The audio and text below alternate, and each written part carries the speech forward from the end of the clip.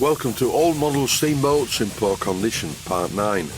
With the boiler temporarily connected to the steam engine, it is time for the first live steam test on the bench. I gave the boiler a hydraulic test, which is a good thing because I do know there are going to be no health and safety issues by steaming this old boiler. This series, called Old Model Steamboats in Poor Condition, is really a trailer for the main series, which is already on YouTube, and it's called A Model Steamboat Named Edith. It's quite a long series and it's very comprehensive and well worth a watch. In this clip you will notice that I fitted the displacement lubricator before the regulator. This is because the regulator needs lubrication too, as it has moving parts. Before I commence the steam test, I'm just going to seal the clack valve temporarily using a stainless steel ball in the union nut. I'm being picky. I didn't need to do this. The clack valve doesn't actually leak very much, but I didn't want a pool of water all over my bench. Here's the modified Sievert gas burner that I put together in the last episode.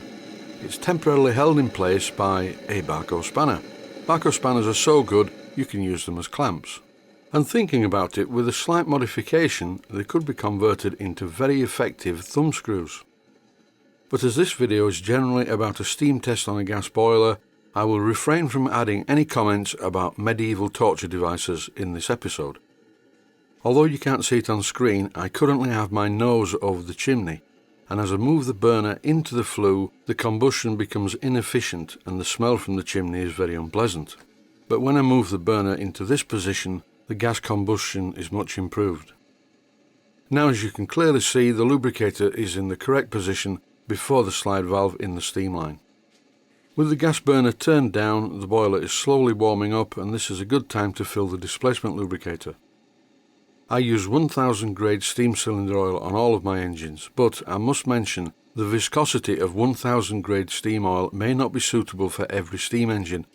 Once I wore out the silicone piston rings fitted to a very small twin cylinder engine because it didn't get hot enough and the steam oil was too viscous and therefore didn't lubricate the cylinder properly. So if you're running these smaller steam engines and you're not sure which oil to use, it's probably a good idea to contact the manufacturer to find out which grade of steam oil is recommended for the particular engine. When I first lit the gas burner, I turned the pressure down because I prefer to raise steam slightly slowly at the beginning. I don't think it's good for the boiler if suddenly it's hit by a ferocious blowtorch flame. But now the boiler's quite hot, I've turned up the pressure, and in no time at all I have some steam. And as you can see, it's very wet steam. There's a lot of water coming out of the exhaust. And also, I haven't tightened the union nut on the lubricator. With just under 60 pounds per square inch on the clock, I think the pressure's going to blow. I'm out of the safety valve.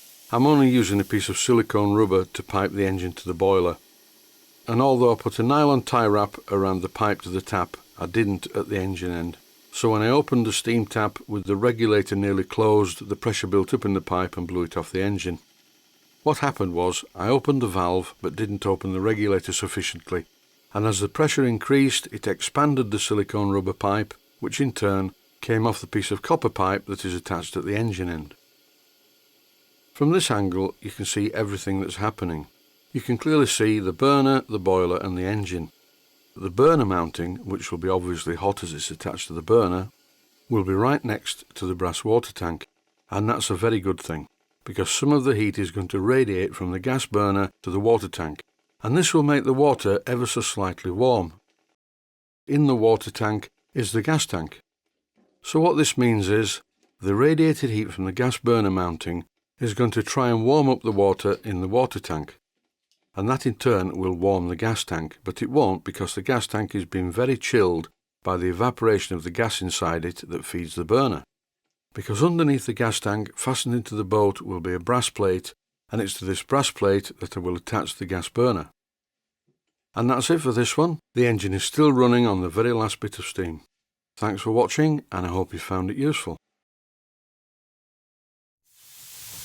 Please take the time to visit my main steam models website and click on the section of the website that says Video Playlists. And by doing that, you can find other videos that you may like to watch. and by using the playlists you can actually watch the videos back to back.